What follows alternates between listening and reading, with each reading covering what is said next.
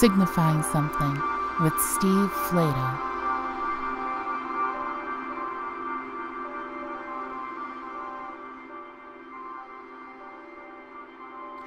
This is Steve Flato, and you are listening to Signifying Something.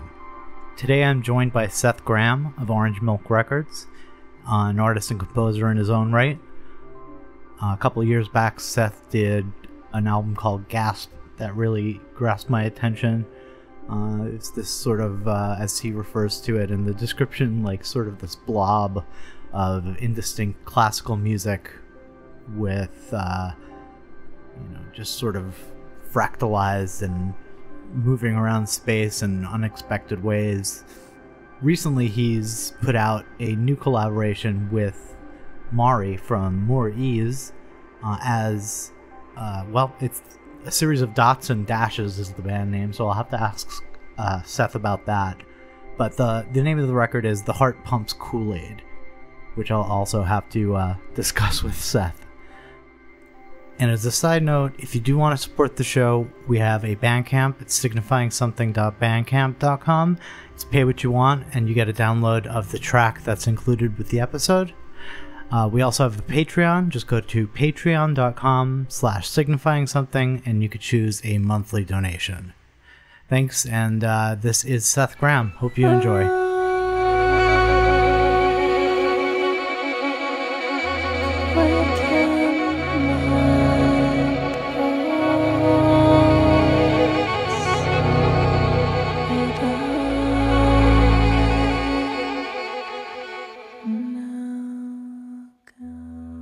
So tell me about the new office space for Orange Milk. I just got it, or we just got it maybe like a month ago. We used to run Orange Milk out of my house.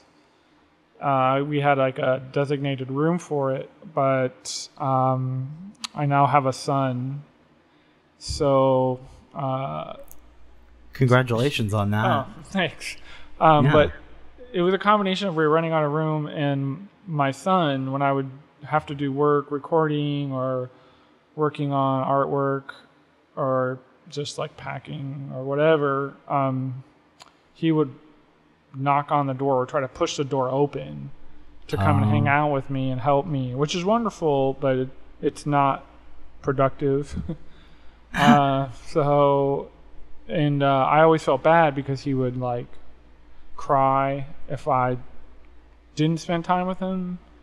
And I wanted to spend time with him. So essentially just the combination of that and running out of room, I was like, we have to get an office. And then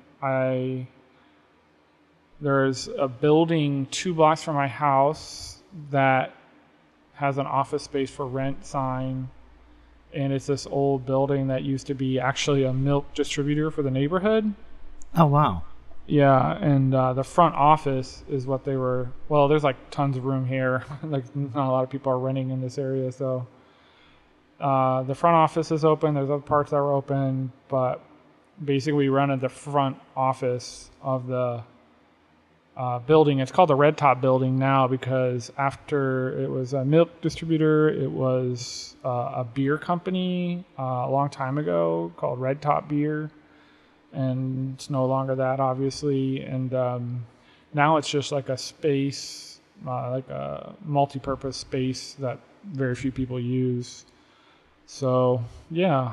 And it was kind of perfect timing because this year we have a lot of stock, and there was no way it was going to all fit in one room in my house. Sure. And I didn't want to put it in the garage. And yeah. So we have an office now, and it's pretty awesome. So now I can leave the house, so my son knows when I'm leaving and he knows when I'm coming back, so there isn't this confusion about me not wanting to be with him or anything like that. That makes a lot of sense. I mean, I would, as like a 1-year-old, I'm sure I would be pretty confused too. Like, dad's home, but he's in the other room and he's working. I think I could help him. Like, I get that. And now you get to go out of the house and get some sort of separation between work and sleep, and it's amazing. Absolutely. I always used to think when people are artists and other people are like getting spaces and paying for them, I was like, you're a sucker. Not like that condescendingly, but I just thought, why waste that money when you can just do it at home? But like a practice space or a studio. yeah, Sure. yeah. I was like, but I think due to financial restrictions all my life, I was forced to sort of maybe think that way. I didn't have the luxury of considering that option. But this is the first time where I think we had that privilege to consider the option. Also because where I live, it's really cheap here, so it's super affordable. So, but it's been amazing. I'm 1,000 times more productive because of it. So I'm like, now that I've done it, I'm thinking, oh, everybody else was much smarter than me, and they forced the issue, I think, because they knew more than I did, and they knew it was a better thing to do than to try to work at home. So anyway. Yeah. Well, now I'm like just looking around at my home studio, and I'm like, damn, like, did I make the right choice here? But no, I always kind of excuse it as like, oh, what if I want to do something at 3 a.m? You know, what am I going to do? Am I going to go out to the space? But I think as I become more of an adult, whatever that is, I sort of go, yeah, but I could structure my time. Like, I don't need to have a burst of inspiration at 3 a.m. and need to work on it just right and then and need every single piece of my gear, you know? I don't need that. Yeah. I mean, I think everybody does their own thing, you know, and if people work that way, then all more power to them. I agree with you, though. I kind of had the same issue because sometimes I would get up late at night and just work on something because I felt like it. And that's all fine and good. But what I've learned from the space is that when I allocate the time, I have to do it then. And like, it doesn't mean I have to finish a track or finish a piece or something like that. It just means like, this is the time you have to do it. And I don't dick around as much. I don't look online. I don't get distracted by something silly. You know, I'm just like, you're there with a purpose. I'm here till 5 or I'm here till 10, you know, whatever it is. Because that's when I told my partner I'll come back. Then that's what I do. And I like that because I'm much more focused and I actually enjoy it more because it's like, I kind of treat it like being at work, but I don't feel that awfulness of work, you know? It's like much more joyful.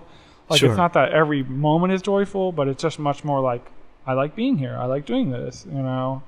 How I'd imagine like a job might actually be in my life. Yeah.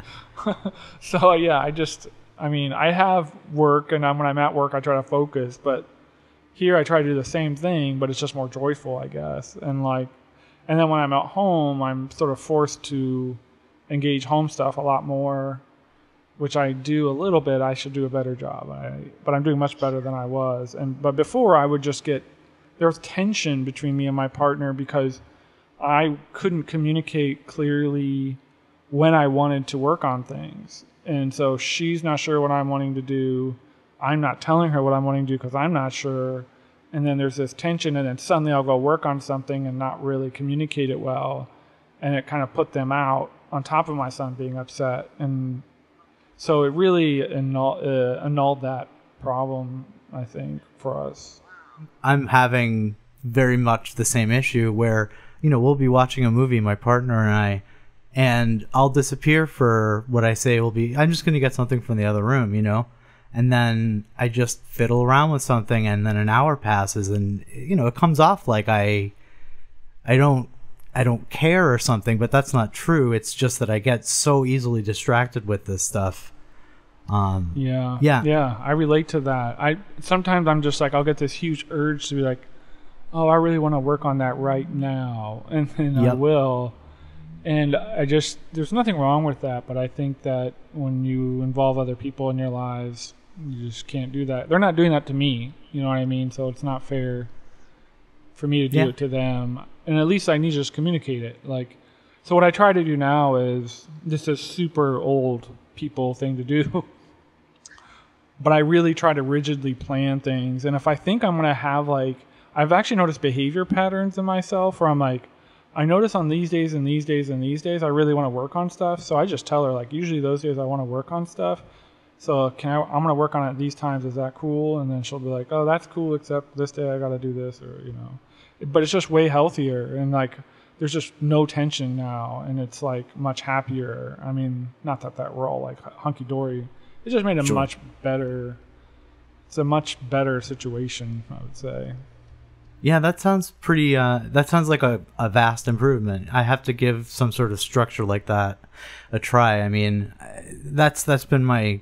I've never really kind of gotten into a really rigidly structured routine that's worked for me. But maybe something to start with would be just a simple exercise rather than, rehauling the whole system. Yeah, maybe it worked for you. I don't know. I know everybody does their own thing, and like I used to be really aversive, I think, to structure, but the older I get and the more I have to, I've noticed that my anxiety has gone way down. Like I have horrible anxiety, but I have way less anxiety now because I've planned it. And so now, like, I used to get upset because if I didn't work on art or music, like Keith and I, my partner who I run Orange Milk with, we joke that, not joke, but we always say, like, there has to be at least some point in the day, every day, where I work on art or I don't feel human. Yeah. And like that sounds real corny, but it's true for me. And I feel like I'm failing at my own ambitions, even though I don't know what they are, if I don't do that. So there's nothing wrong with that, but now I'm able to sort of give it structure. And actually it's reduced my anxiety, because when I tell my partner, hey, like today, like Saturday, I'm going to be over there all day because I had to actually take like 700 records to the post office. I had to fill some distributor orders, I had to answer a bunch of emails, and like I wanted to work on a cover for at least a little bit, and like, so I was like, I probably won't have done 5 or 6 even later, but she was totally fine with that because she had other plans, so like, but that was already communicated, like that was probably communicated like 4 days ago. So I actually looked forward to like that time I might get. Like, I wasn't thrilled about all the manual labor today, Sure. But you know what I mean? Like, it was just like, it reduces my anxiety, because before I would not know when I was going to get the time. And if I didn't get it to work on something every day, I would unfairly blame my partner. And like, that's like really problematic, I think. Yeah. And so I was like, yeah. So really the space really changed everything, actually quite a bit. And now we're both like, wow, I should have done this forever ago. You're making a good case for it. I will totally say that. Like, I know you say, everybody does do their own thing, but I mean, these are things that are true for me too, for sure. And I'm sure for a lot of people. Well, it was inspired by like an artist here who actually wanted Orange Milk to move into their art space, and then that sparked the idea. So I should credit, there's this like local hip hop collective called Bad Jeans, and we're doing a release for one of them, and I was they invited me to their studio, and I was just hanging out, and they were like, it's this giant loft studio, and they were like, we don't use any of the space, Orange Milk should like set up in here. And I was like, oh, that's so nice, blah blah blah. And I actually really considered it, but that's what planted the idea, was actually Bad Jeans inviting me or Orange Milk to set up in their studio. That is super nice of them. That's a really cool thing. Yeah. So tell me about the record with Mari. Like, how did that play into this? When were you doing that in the process of moving into the office? When was this record done? That record was long done before we moved into office. We started that record before COVID, meaning like, we were working on a couple of tracks by January of, 2019 or no? What am I thinking? It'd be January of 2020. 2020, yeah. You're right. Thank you. I moved here in March of 2020 in the COVID panic, so that's when.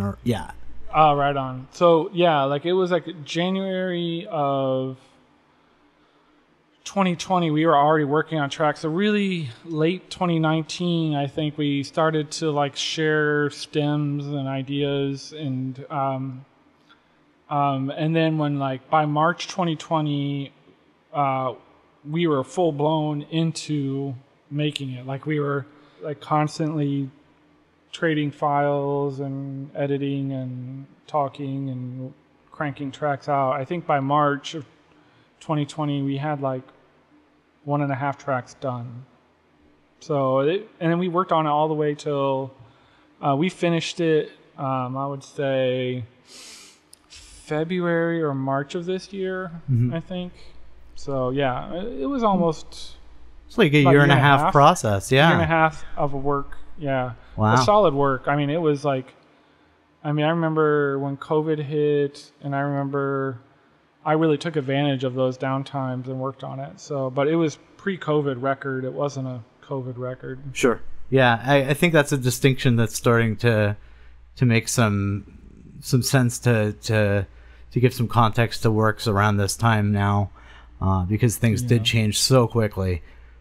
But tell me about like just the, I guess I don't want to say technical process, but more of just like the day-to-day of how you'd send a stem. Like, what was the first thing that was sent over? Who sent something to who? Well, generally, I would come up with like a pretty developed skeleton of most of the music, and then I would send it to Mari, and then Mari would sing on it. Usually she would add some things to it and then send it back to me. And then I would sometimes very heavily edit everything, like including my stuff again, like sort of like rehash it again once, because she would add such good parts. I thought I would be like, this part's so good, I need to take out some of what I had to kind of give it space or whatever. And it was just a lot of that back and forth. But generally the agreement kind of informally was that I would sort of write all the songs essentially, and then also edit all the songs. And then she did obviously all the singing, and then she also did like some of the instrumentation on it was her as well, and some of it I would edit. And then sometimes on a lot of the tracks there was a lot of back and forth, like I like this part, but can we do something different on this part? And then she would do the same for me, like I like this, but maybe change this. And then it was just a lot of that. But it was kind of like the informal suggestion of just me composing, her singing, and her doing some instrumentation. So were you guys just sharing like a session, or were you bouncing down files just wholesale and sending them back and forth? Were you guys sharing like a big multi-track session? Both. Yeah. We did share multi-track sessions, but we also sometimes Mari would just sing over the track and then send me the vocal track. And then sometimes Mari would send me like a whole session. And I have to say, there were some tracks that Mari actually started and composed too that I added to, like the title track. Mari kind of started that track, so that really wasn't me, that was her.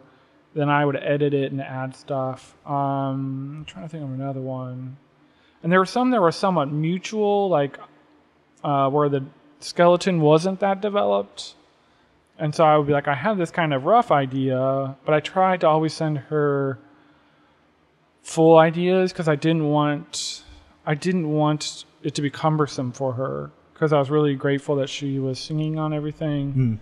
So I really wanted her to have a lot to work with and not like, here's some kind of crappy simple idea, now make it awesome. I wanted the opposite, where the idea felt like, this sounds really good as is, but maybe you can make it sound better. That's kind of how I thought about it. But there were some tracks that she actually would write and send to me as well. But I would say 80% of the tracks I developed, and then we edited together, and then she sang on it, then I would edit it again, and then I would send it for her approval, and sometimes she was cool with it, or she wanted to add more. It just depended on the track. So some tracks, man, took forever, and some tracks were really fast. Yeah. It just, I didn't really question that. I just thought, well, we just got to work on it until we like it. And some we liked right away and some we didn't. So, yeah. So it wasn't just like a totally codified process. It was sort of fluid and just changed to what you guys needed.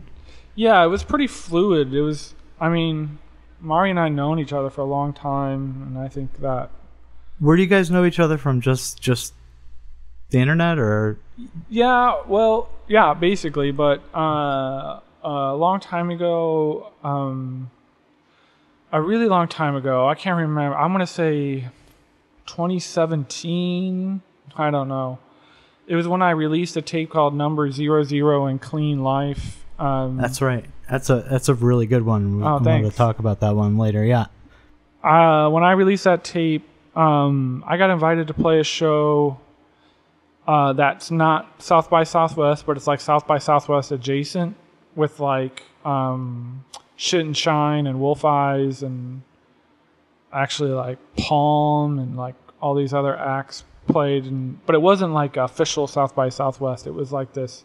It was like a WNYU and another big radio station's like mutual effort show that they held at a university in Austin during South by Southwest. But anyway, I got invited to play, so I was like, yeah, I'll go play. And I had nowhere to stay, but I had been talking to Mari a little bit online here and there, and I was like, I don't mean to be a disposition, but can I stay with you? And she was like, yeah, of course. And then we became really good friends, but also like during that time we collaborated. We never published any of that stuff. I think neither of us were like focused enough on it at the time, but we collaborated for fun, and it was a lot of fun. And we were friends ever since. We were pretty close since, like, just sharing music, and we also, Orange Milk, ended up doing that first release for her, the Fireside Chat Room release. That's right. And then, yeah, and then we did that Mari tape. And yeah, I still haven't heard that one, but that first one is just fantastic. I still have to hear the Mari tape. I think the Mari tape, I agree with you, but Mari tape is very popular. I mean, it sold out, and I think really, I mean, Mari did great work on that, and I think like got a lot of recognition, rightfully so. It's a good one. I kind of wish we put that out on an LP, to be honest, but whatever. Well. Maybe a new one. I'm not sure. Yeah, Mari is great. I've known her for a little while too, just through the community, and we played a show. Last time I saw her was in San Diego, and she did a great set, and I did a solo set, and we hung out, and yeah, she's just really great. And I was really psyched when I saw that you guys were collaborating, because I had last heard Gasp from you, and I was really all about that record. I still am. It's a really great record, and I think from the very beginning, and maybe, this isn't the way you wanted people to think of it, but I couldn't help but just be flabbergasted at how was this made? Like, what was there? I think in advance of this interview, I saw that there was a performance by an ensemble, the Kymatic ensemble, and I asked you for the score, but then I'm realizing that kind of came afterwards, huh? Yeah, it did. It came score. after. Thanks, by the way. The score came like way after the record, and there's like a funny. I wouldn't say maybe it's funny. It wasn't funny for me, but maybe it was. I don't know. But yeah, the Kymatic ensemble from Russia asked me to basically give them 3 pieces, and I said sure. And I was so excited to do that, even though I have no idea how to, that I actually quit my job to do it. Oh my god! But it was fine. Where were you working? I was actually in graduate school, and I was just working as a teacher's assistant while I was in graduate school, and I just quit the teacher's assistant job, and I thought I'll take like a month and a half or 2 months to figure this out. And I went skateboarding the next day after I quit my job with my friend, and I broke my arm in a very severe way. Oh, where I had to like get special surgery from only like one surgeon here that could possibly fix my elbow, and it was really bad break. They were like, if this person can't do it, you'll have to go to Wisconsin to get it fixed. Oh my God. Yeah, and I was like, wow, that's crazy. So anyway, so the ensemble, so I couldn't do anything for like a month. I literally, like, I had surgery, and for like 2 weeks after that, I was just in bed with painkillers. How are you going to write? Yeah, so I couldn't do anything. And then they emailed me like 3 weeks before it was due, and I was like, I literally just started walking around the house, and I sent them a picture, the x-ray of my arm, and I was like, this happened to me. And I was like, I will try to get you something, but the combination of breaking my arm and also not knowing what I am doing is going to, I'm really worried, but I want to do it so bad, I'll try to still do it. And so basically what I did was, I had one piece that I had written just for them that was already partially done before I broke my arm, but I took 2 pieces from Gasp that I liked, that I thought would be cool to hear an ensemble attempt to play. And I just basically like read about how to do it, and I just looked at traditional composition with the instruments that they play, that they gave me. Like, they just gave me a list of the instruments that they could play. It's like a crash course in orchestration. Yeah, it was, and I just took all the MIDI data, cut out everything that wasn't going to work. Great. Try to rearrange it so like it didn't sound too rigid, I guess. And then I don't know how to phrase that properly, but basically you just move the notes around so it's not like grid. Okay, yeah. So just a little bit off the grid, and yeah. So and then I had a friend who's like a legit composer like look at it, and I was like, "Can you think they could play this?" And he's like, "Yeah, probably." He goes, "Some of it's hard, but like that's what they do." People like that. Yeah, it's true. Yeah. So, but I think like they were really gracious with me. On one hand, there was a huge language barrier. So I think that was frustrating for both of us, and to no one's fault. But also, like, they were very gracious, I think, for how, like, amateurish I was, to be honest about it. I can sit here and pretend like, oh, yeah, I'm a composer, and look at me. But, but you are. I am. I don't think I'm not. Like, I made pieces that people played, so I am. But the written part, I understand. But I'm not, I'm not trained at all, and I didn't set out necessarily to write pieces for an ensemble. That wasn't, when I wrote Gasp, I wasn't like, an ensemble was going to play this one day. That was not even close to what I was thinking. But I was just really flattered that they wanted to, and I was just dying to hear it, so I did it. Yeah. I mean, that's a great opportunity. How did that record come together? I mean, I'm gathering just from what you're telling me from composing the score, there's a lot of MIDI data. I'm guessing there's a lot of sampled instruments, all the instruments. Was there any recording of those instruments by you, or are they sampled instruments? I mean, what I did was, no, I didn't. I mean, I'm not a musician at all. I mean, I can play the guitar and play the drums, and I play the piano, and I practice piano, I think, for about 3 years, and I had a teacher and stuff.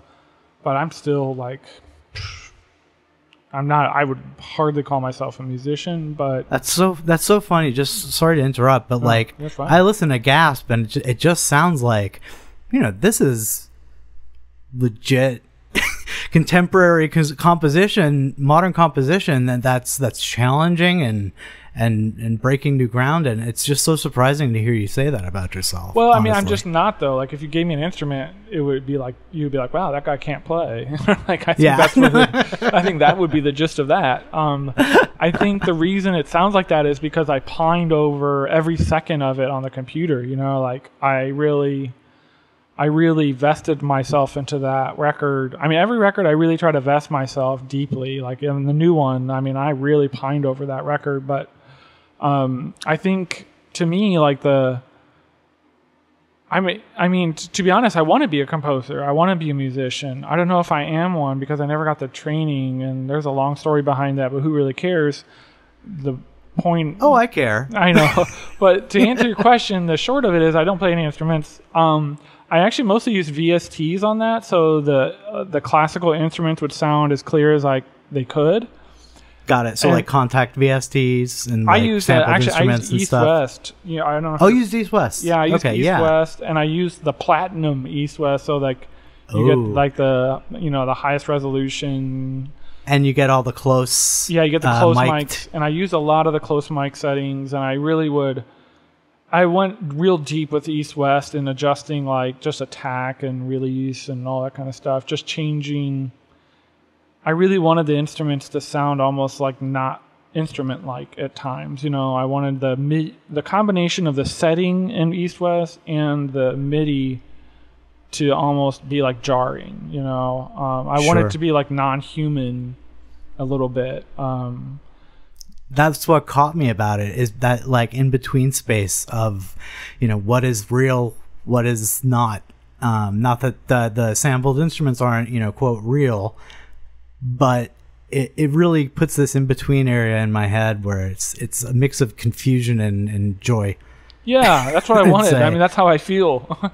I'm confused, but I'm also fairly optimistic and happy. It's a little bit of both, I think. But yeah, I mean, that's how I did it. Only thing I really sampled was I sampled that Japanese avant-garde singer Tomomi Adachi, who sings on Noah Krashevsky's, or I don't know if singing's the right word. He does like mouthing, like singing kind of like.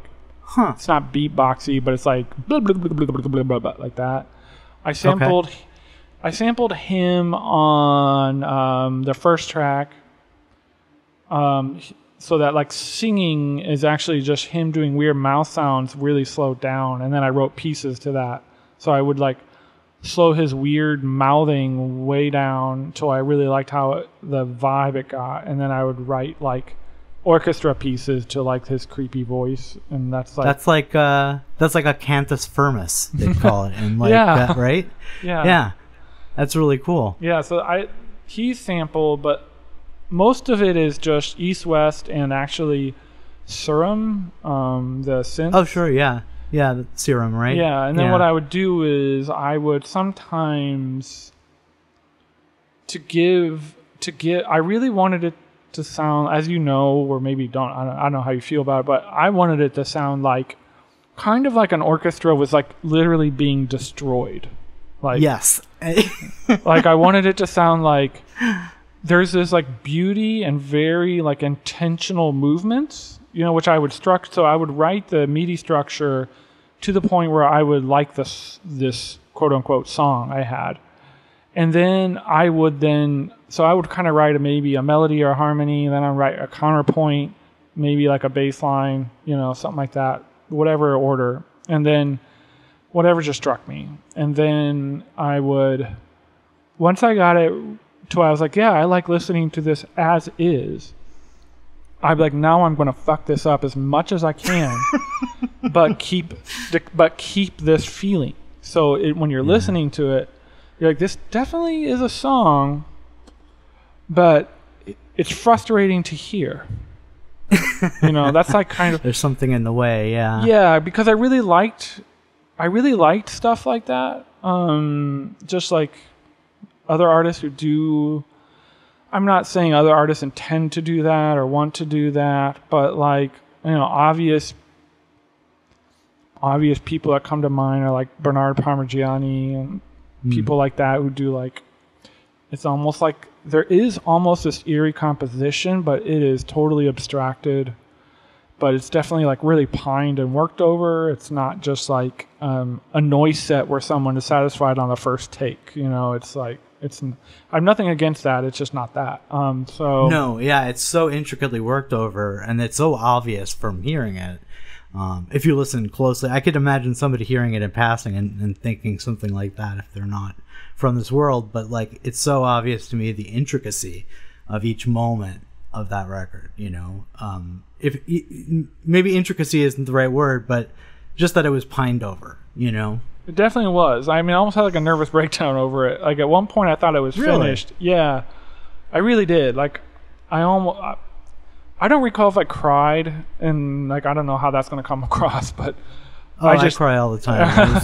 No, good. not in this insecure way, but just like, why is this guy crying over like MIDI composition? But anyway, it just was like, I remember at one point I had finished a lot of the structure and I started to add like serum to it. And then what I do is I like, some parts I would like take the serum and take the MIDI audio, I would resample it to audio, and I would then kind of mess with it in Ableton in very various ways until it barely kept either like the harmony or the tone, but it was a lot of friction, or a lot of like surprises. And I did that, and at one point I thought, oh, I'm done. And then I went to listen to it, and I thought, this sucks, it's not done. But I had been working on it at that point for like over a year, and I think in hindsight, I think I was being lazy, to be honest. But at the time, I was like, I can't work on this anymore, and this sucks. I'm so angry. And then but I knew deep down, I was like, this needs a lot more work. And I just resolved at that. But there was this like reckoning with myself where I was like, get over it and keep working on it. And I did, but yeah, there was a moment where I was like, I can't keep pining over every second of this. But I had to because I wasn't happy with it, and I don't know.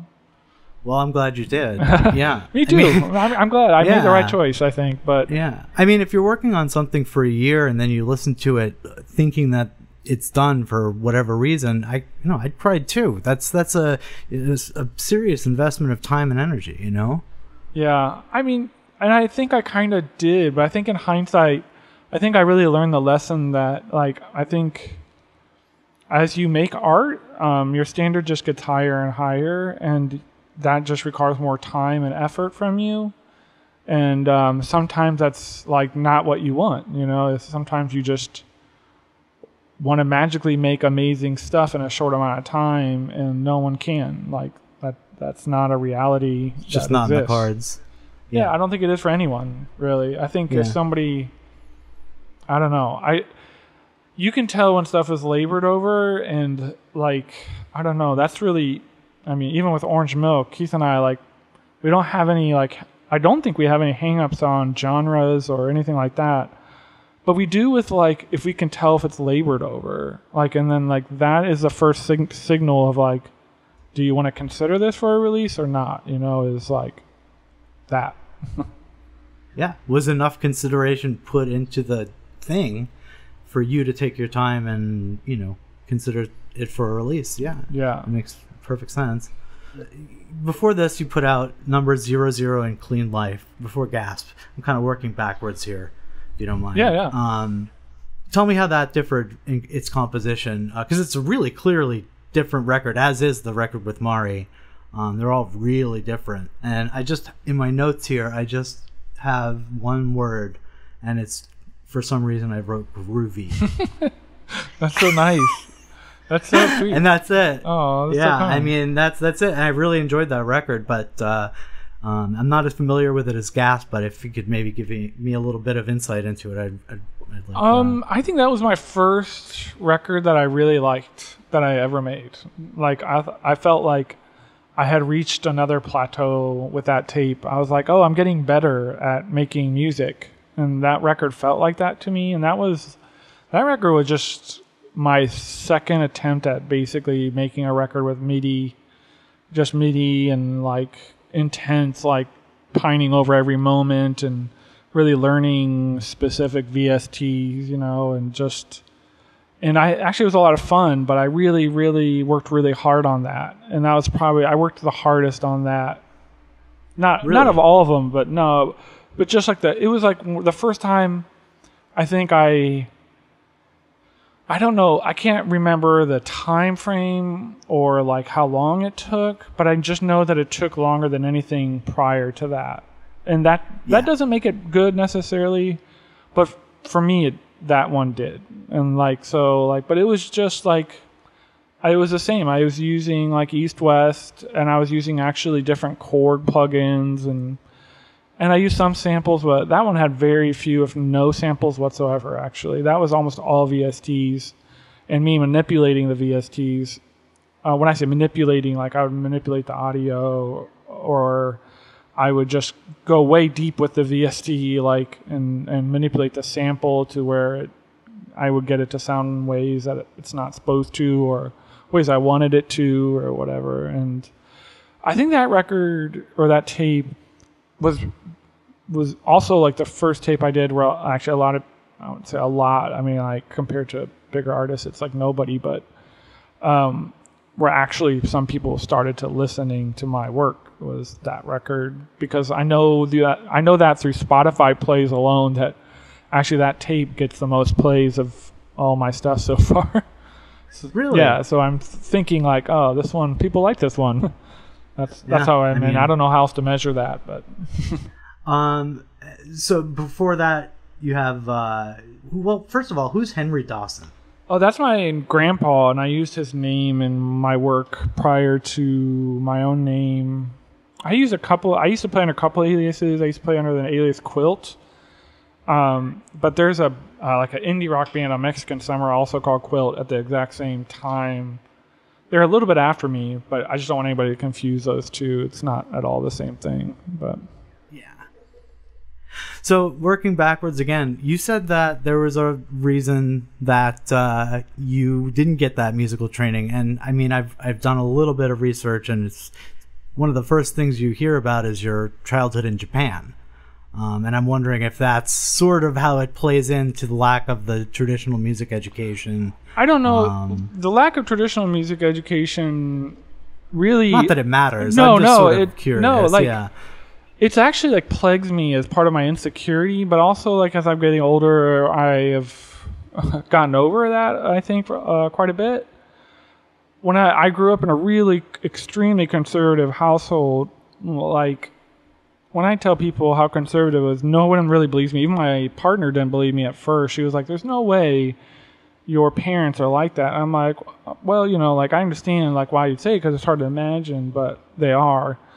And she met them, and then after she met them, she apologized to me. It was like, I'm sorry that I did not believe you, and I'm sorry I doubted what you said. And she was like, I'm shocked. Oh, my God. Like, the first thing they said to my partner when they met, like, this was like, I don't know, 12, 15, maybe even 17 years ago or longer. I'm not sure.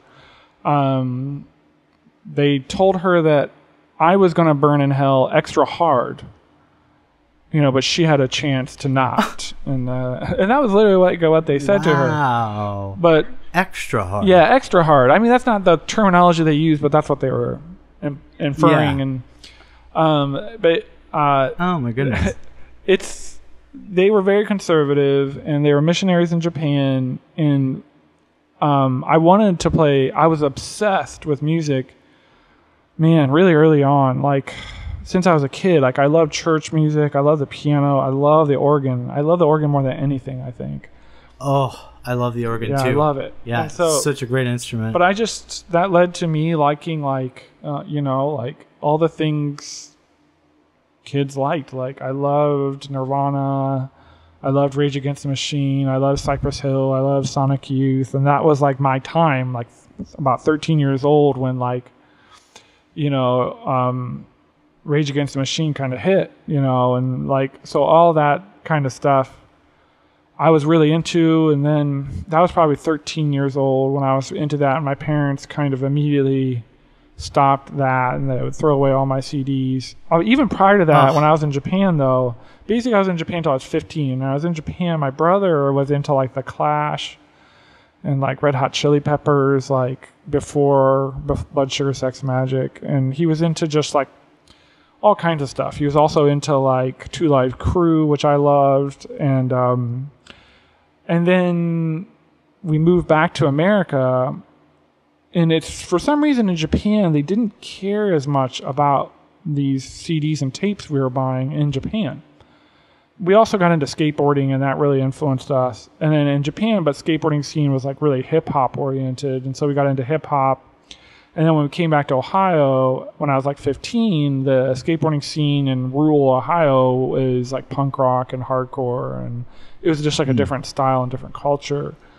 And so I also got into that. But anything to music I just really attached myself to But I also, because of like, I think like that spectrum that I was exposed to, didn't make me feel any allegiance to any of the pocket cultures I was kind of transferred into. I don't know if that makes sense. No, that makes perfect sense. But that in conjunction with parents who are very strict, I tried to start playing guitar when I was 13, and they took the guitar from me, and they're like, you're not going to do that. Oh my and then God. So I started to play piano at church, and they didn't mind too much, and they had this old lady who was really sweet who played piano, and she would teach me a little bit. She was sweet as could be.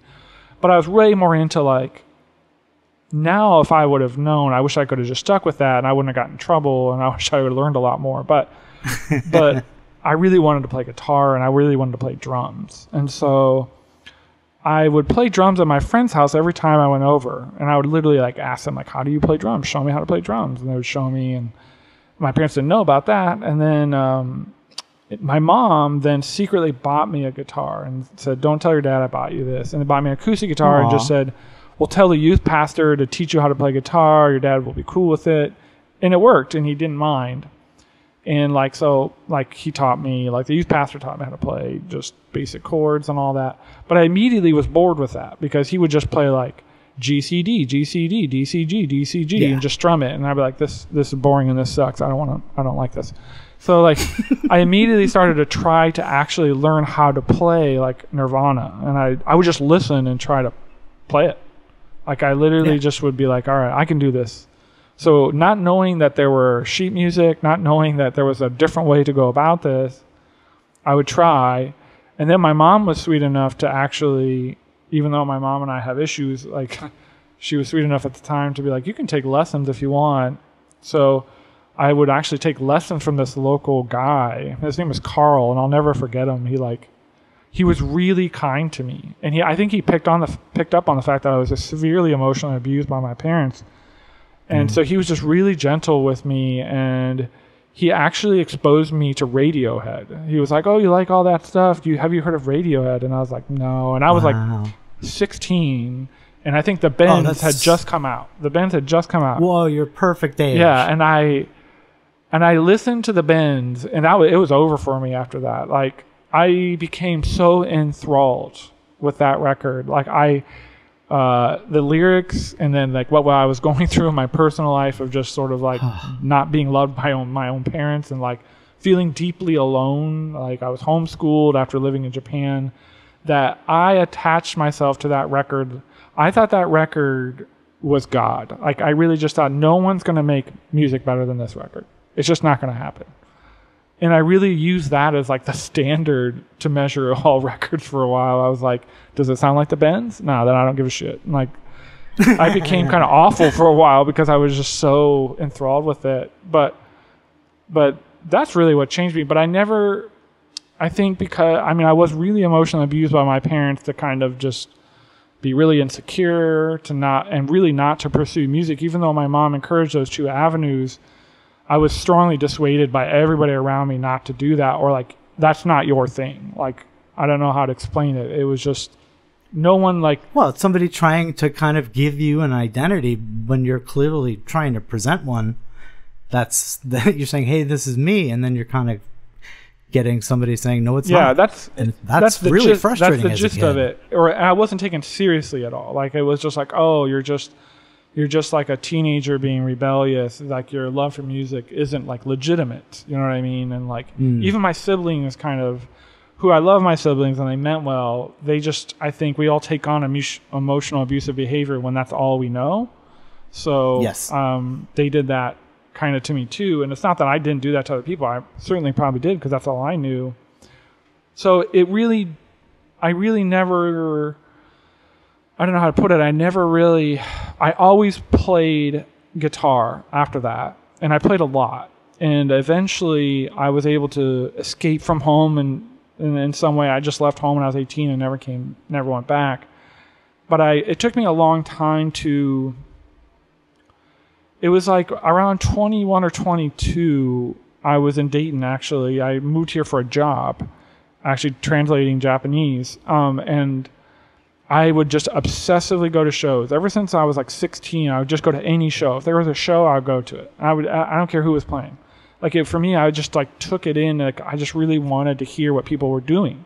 I was just so obsessed. I didn't realize that I was sort of seeing it as like sort of a anthropological or like, I don't know, historical Geist sort of thing, but that's how I was viewing it. I was sort of viewing it like, who's going to do what next?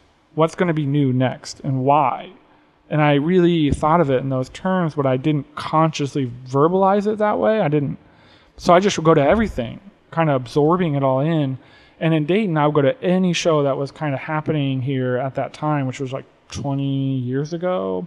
There used to be a lot of shows at Knights of Columbus Hall where all these like pop punk bands played and hardcore bands played. And I would go to those alone. I didn't know anybody. And I would just go to those. Wow. And then people started to friend me. And then I was really, really into like 90s emo by this time. Like that was happening because it was late 90s. And I already probably like by the time I was 18, I had moved to like listening to like Christie Front Drive and like Mineral and like, but I was also listening to like hardcore, and I started listening to classical music because of Radiohead, and like, you know, I was really kind of like really into emotional music, and I really thought that's where it's at for me, I think. But anything to me that emotional was really important. Like, so like even hardcore was emotional, some hip hop was really emotional. To me, it was like it just felt that way. But does that remain like a really, you know, important thing to you? It clearly does. I feel like my stuff is really emotional. Like it's just really, really emotional and sad. I mean, I feel like that's what I'm conveying constantly. The new record is just, it hits you immediately with one, its fragility and vulnerability is just, it's palpable.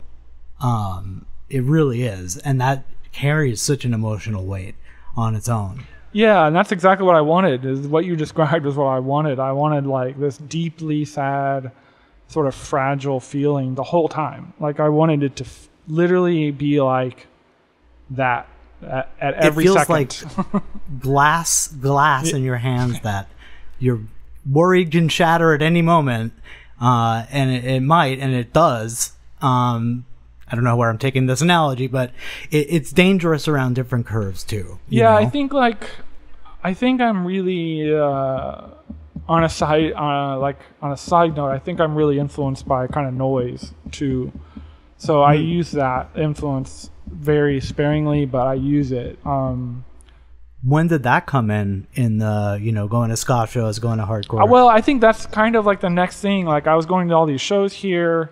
Well, then a band, this like emo band, asked me to join their band, which I was like beyond thrilled about. I was like, holy shit, like, but I didn't have any equipment. I just had an acoustic guitar, and I was like, I'm not a good enough musician to play in a band. I'm just like a voyeur of all this, you know. And but they're like, no, we want you to play in our band, you know. We know you're really into music. And I was like, I don't have any equipment. They're like, you can use ours. That's fine, you know. And if you want to get your own, feel free, you know. So I was so thrilled by that, and I did join the band. But by this time, I started to get into like more abstract stuff. Like by this time, like Kid A and Amnesiac had come out, and that like also changed me dramatically. And I immediately started to listening to like krautrock rock after that. Krautrock rock and like sort of like classical avant-garde and like and then I started to go to noise shows around here because I knew that noise people were into that kind of stuff. So I was really curious what they were doing.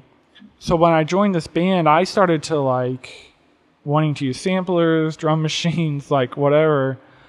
And long story short, that didn't work out, and they wanted to sound like Wilco, and I was like, I want to sound, I don't know, but not that. Yeah. And so, but then that set me on like then I started making music on my own, and eventually I started like this drone noise pseudo post rock band that went for a little while, and like even that wasn't like as satisfying for me. I just was like, no, it's not really what I want to make.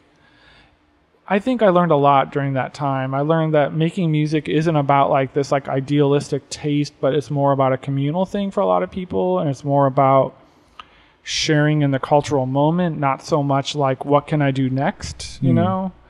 But I was very much so in the camp of like idealism. Like I was just like, no, like this is interesting, this is not. So I was kind of like a supremacist about that. You know, I was just like, I think I was not easy to work with in hindsight. I was just really intense. And well, when you know what you want, sometimes that could come across as a million negative things, but sometimes that's what you just need to do to get your vision across. And if you don't know how to really approach it, it could be unpleasant. I agree with that. But I think like what my hindrance was, I never had formal like training as a musician, you know, and all that. So I think I was seen as like, you can't even shred, but you're like having all these opinions. And how dare you? Yeah, like a lot of people I think equate like you can't have an opinion unless you can prove your chops. And like I just had like, I don't know, by this point I just thought I don't really care about any of that. Like I know I can make interesting music, and it's not that I didn't want to improve technically, but I was like, I really just had this deep desire to make music.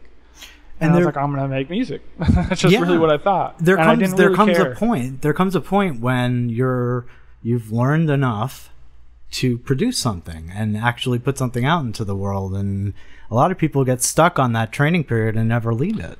Yeah, I think that's true. I think my weakness is I should have maybe at least dwelled on it a little bit. But and now I think a little more I am. I'm like dwelling and like, I mean, when I lived in New York, when we first started Orange Milk, I was sort of trying to learn theory, and I did learn the basics of theory, and I utilized it a lot. I used it a lot in Gasp, and, you know, but I'm not an expert, but like, I just know enough to get by, I think, to like execute an idea. I'm like, oh, this doesn't work, and why? We'll try this, blah, blah, blah.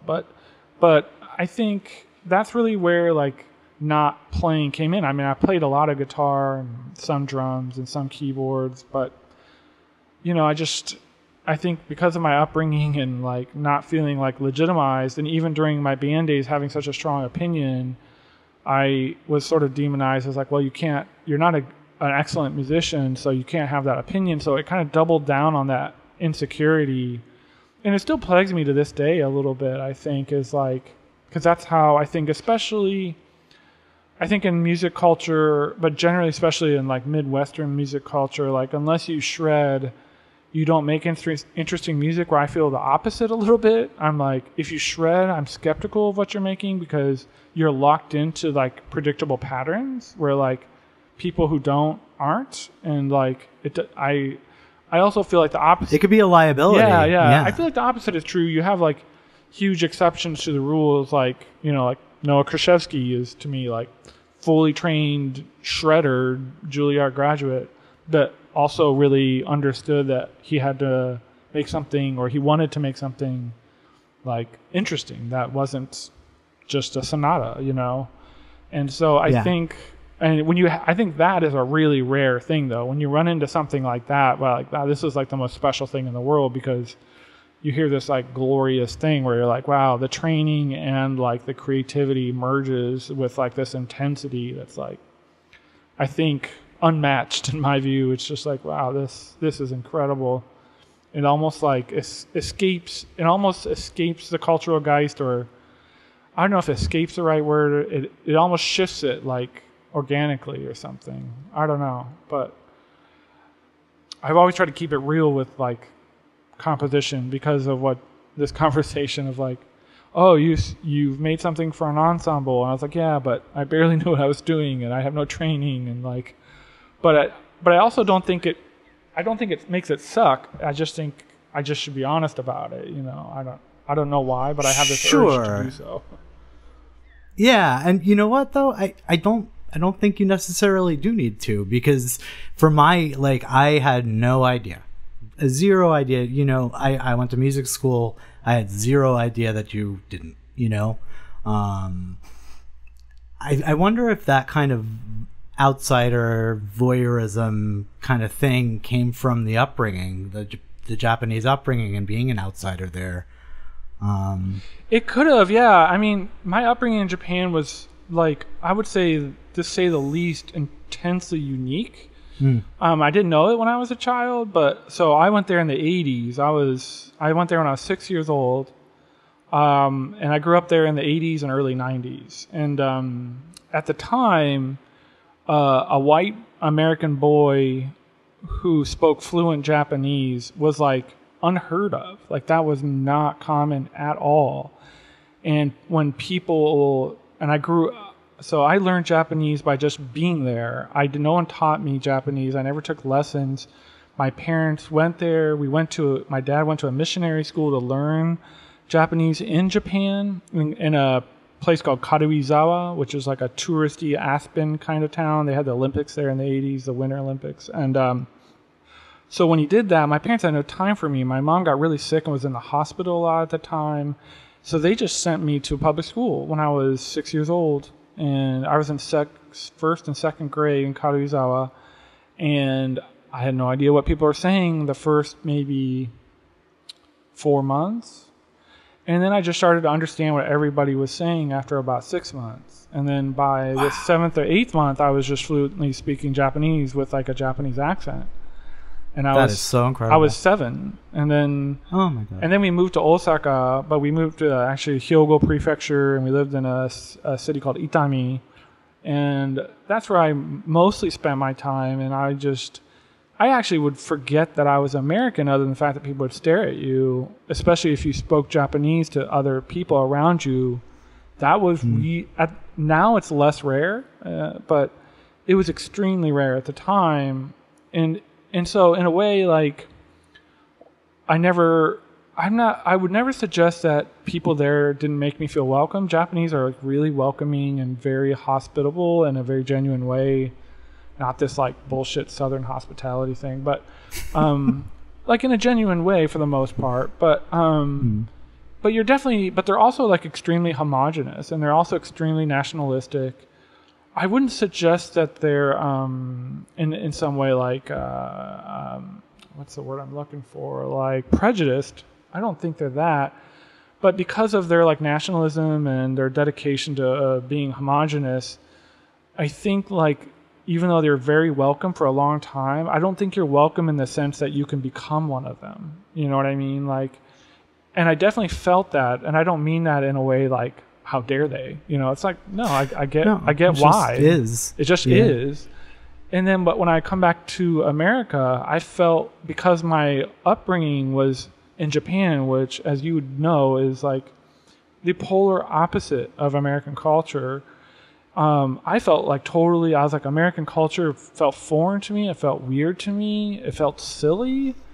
It didn't make any sense to me. I did not feel a part of culture here at all. And so I felt always in this like very weird place of like that. You're right. I felt somewhat like a voyeur, like I was some person from outer space watching everything happen. And then that coupled with the super conservative upbringing really gave it a very bad emotional tint to it as well. So like it was just bizarre. And like in hindsight, now that I'm much older, I'm like, wow, now that I have a son, I'm like, that is crazy.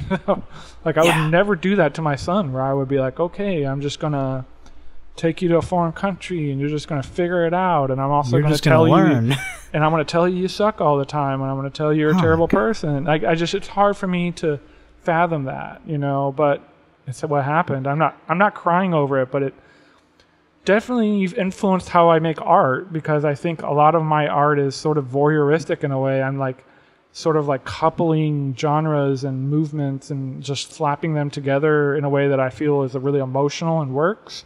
I'm not suggesting it does, but to me it does. And then I just present it. And oftentimes when people are kind enough to give it that kind of respect that you're giving, where they really listen to it, which is really nice, like I get that feedback, like this is kind of like, feels like nothing else. But I'm not trying to suggest like you're an original genius. Like I think that's a bunch of bullshit, but more so like it just feels like this is someone watching everything, or like someone taking it all in, which is kind of true in a way. But I don't think of it that way. I think of it like you're just programmed to, you know, you're almost programmed to have that in the back of your mind. Yeah. You know? I mean, I think like the newest record, I really tried to be like, I'm really sad all the time. I have severe depression that I'm working through and getting better with. And I was like, I really just want to convey, I really appreciate fragility. Like, I don't think fragility is a bad thing. I think it's a really good thing. Me too. And so I really wanted to like give that a very concrete, tangible feeling, coupled with like that really sadness that I feel all the time. And I think Mari was perfect for it, because Mari was 100% in agreement about sort of the concept. And Mari's trained, and I just felt so honored to work with Mari, because she's trained, she's really talented. Yeah, she went to like was it Mills or Cal Arts or something crazy. I think like that. she went to Cal Arts, I think, but I could be wrong. Maybe Mari, when she hears this, will correct me. But yeah, I know she's trained, and but also she was so good at picking up the vibe. You know what I mean? Like, she did such super intuitive, super. Yeah, it was so easy to work with. Like, everything she sent was really good. Like, it wasn't. Yeah. It was, the editing wasn't because, oh, this sucks. The editing was like, all this is really good. I have to somehow pick the best out of the best, and that was really difficult, because in a way I wanted to put it all in, but I wanted it to be, the fragility I interpreted as like minimalism at times. So like, even though there are explosions on the record, I think it's a pretty minimalistic record. It is, yeah. And that's what I wanted. There's a lot of space. Yeah, a lot of space, and I just wanted it to, like, to me, that I interpret that as fragility, I guess, a little bit. So I thought maybe others would too. I did. I think maybe the reason I did is because sounds can literally intrude on it, on a quiet record. The sounds of your environment. That was one thing that, you're invested in this quiet, and I live on a busy street, so I'm like, God, I really hope a motorcycle doesn't come by. Like, I'm really in the moment, but that is sort of fragile, it's a fragile moment. Yeah. So you were kind enough to give us the track we're going to feature here in a few seconds, From the Valley, and that's the last track on the record. Where did the screaming come from? Who's doing that?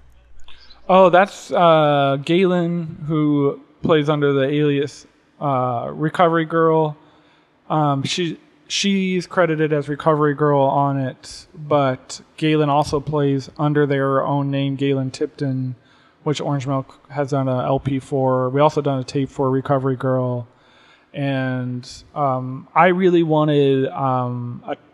this track was like really deliberate. So Mari and I love Robert Ashley, and but particularly automatic writing. And I know Mari really has a great material, like the tape she did on Lillern. I hope I'm saying that right.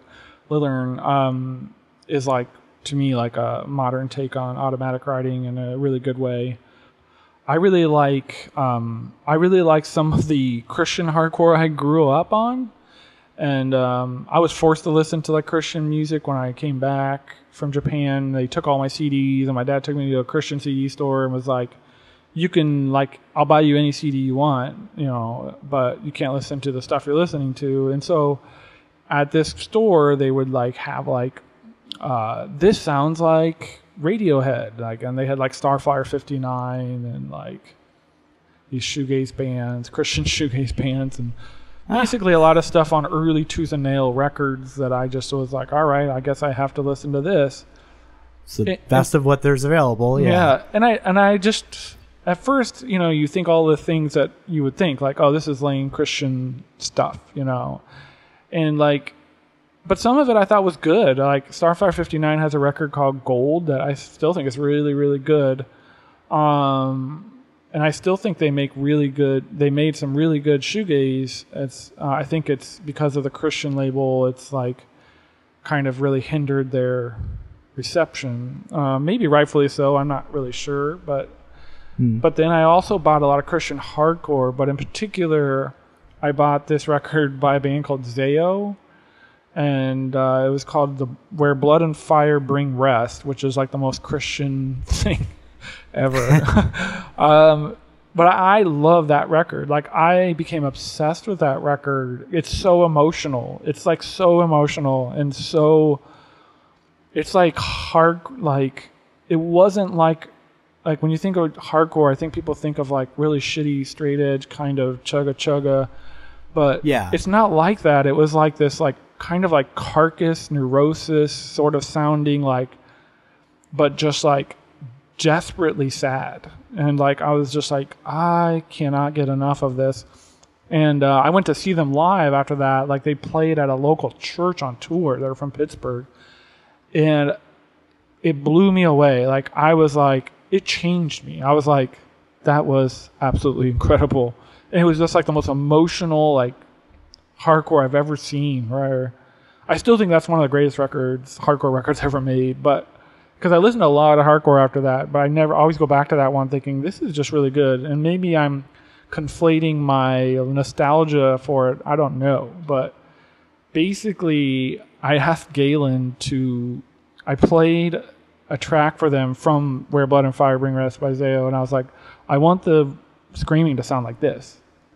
And they're like, sure, no problem. And so I wrote all the music, and then, which was like pseudo Robert Ashley and meets like Zao, Midwestern hardcore, and then like Mari singing. Yeah.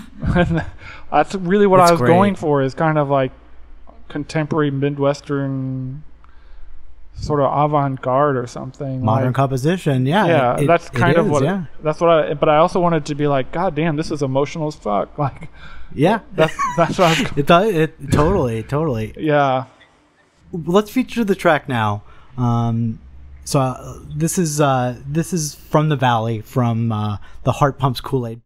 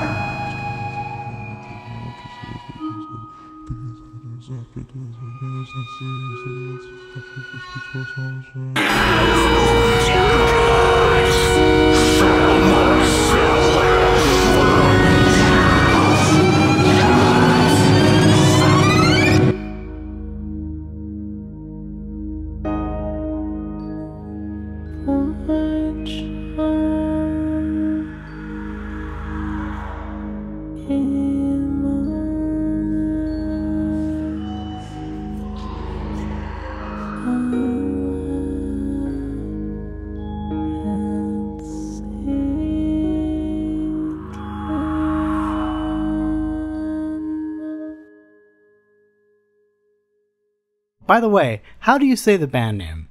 There is none. Like, and actually, that's a whole nother thing where we got a lot of shit for that name. But even my partner gave me some shit about that name when I first came up with it. But I mean, it wasn't like bad. But she was like, "You sure you're gonna go with that?" And I was like, "Yeah."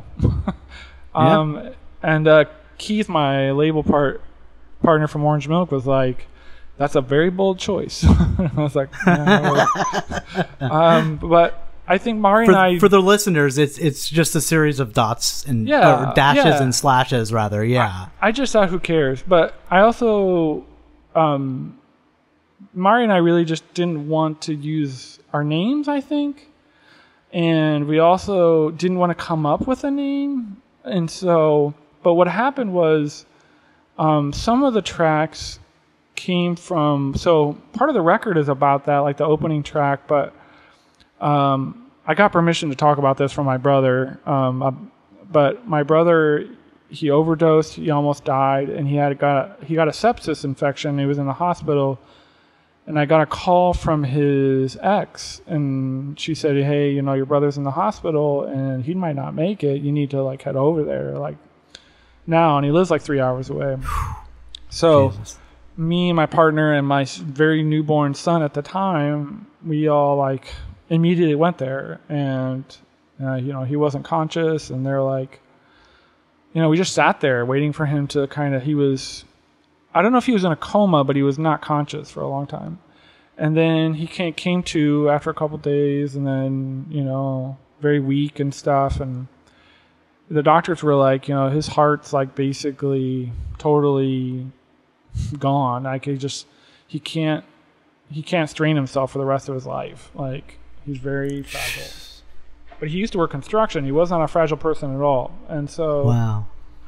But basically, but he had struggled with addiction all his life. Like, since he was 20, I knew that he struggled with addiction. And this just has to do with the upbringing. Like, he just was a forgotten, abused child. Just, like all of us were. Was he there with you in Japan? Yeah. So he grew up in Japan with me. Yeah. And, we loved to go to all the hardcore shows together. We skateboarded together. We were avid skateboarders since like 12 to like 25.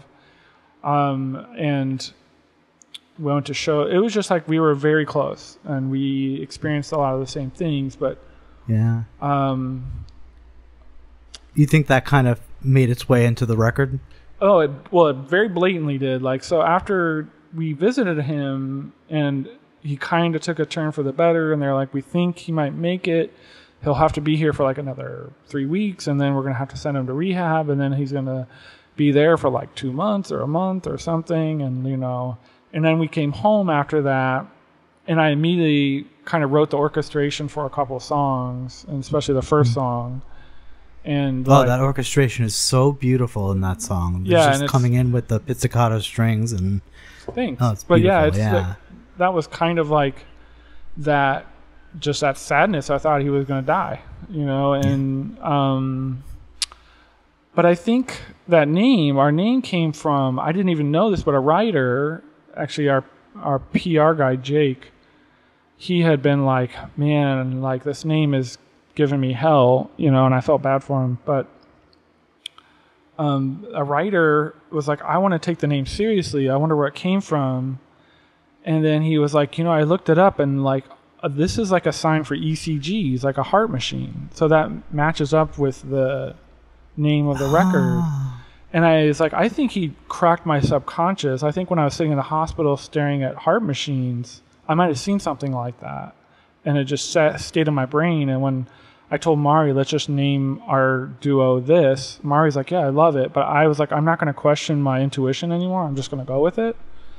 Yeah. And that's what I did. And everybody else was like, I don't know if that's the best idea. But I was like, but who really cares? Like, it's just a name. Like, So, well, I think that goes back to your upbringing too, probably. Just that trusting your intuition when everybody is telling you, no, it's this way.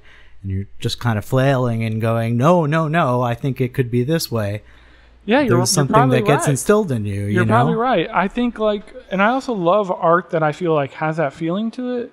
Like, maybe the most cliche example to me would be, but a good one would be like David Lynch. Like, I feel like he operates on intuition a lot with his scripts and with his shots, and you know what I mean, and how he wants it to go. I don't think he really worries about what it means.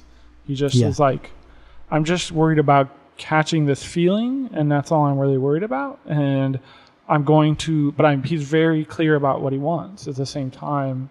I mean, that's really just a gist of art, right? And so I just felt like, why change it if you like it? Like, just keep it. But I think the writer guessed it right and even decoded my subconscious. And so then Jake after that was like, can I just tell people that? And I was like, sure, just tell people that. If it makes them feel better. Like, that wasn't my deliberate intention, but it seems right. It's a great way of framing it. Yeah. And it probably did just come from somewhere in your subconscious. So it came like from somewhere. It's like a ECG machine, like signal. So that would even match up with the name. But I'm just being transparent about I wasn't deliberate on that. I just really wanted to thank you for being on the show today, Seth. This was a really good conversation. I can't wait to get people to hear it, and people should go out and check out the music video for the first track that you have on that record. What's it called again? It's something about the narcs. It's When You're Hot Around the Narcs. When You're Hot Around the Narcs. It's a great video. Did you actually set that instrument on fire? Is it a oboe or a clarinet? No, I actually set it on fire. It's something I always wanted to do if I made a video.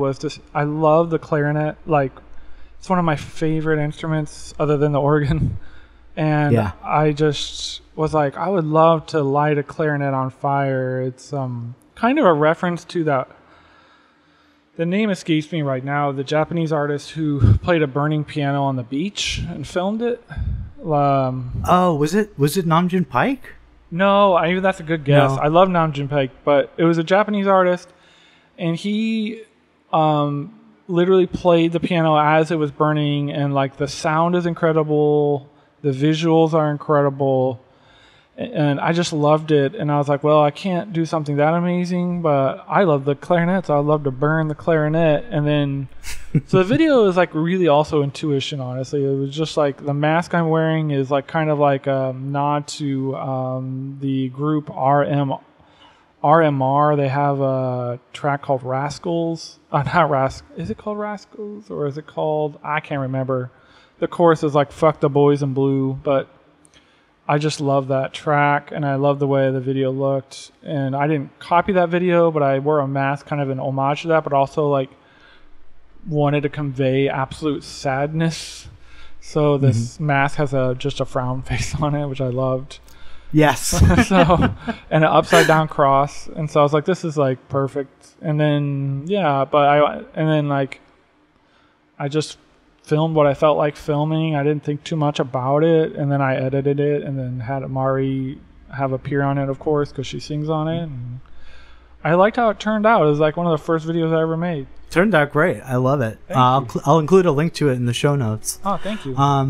Yeah, but anyway, Seth, thank you so much for being on Signifying Something and having this conversation with me. I really hope the new office space works out, and the new baby, and you and your partner do well, and Orange Milk continues to thrive. Thank you. Thanks, Steve. Thanks for having me. Thanks for taking the time. I really appreciate it.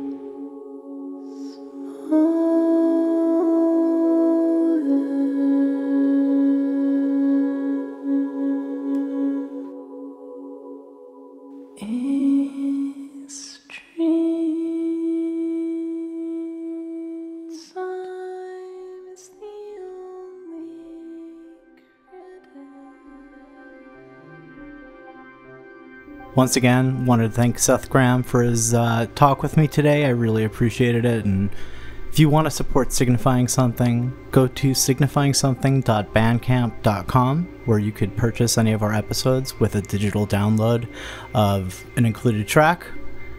Also, you can go to patreon.com/signifyingsomething and sign up for a monthly donation. Once again, thanks to Seth. And thank you to all the listeners. We'll be back soon with another episode.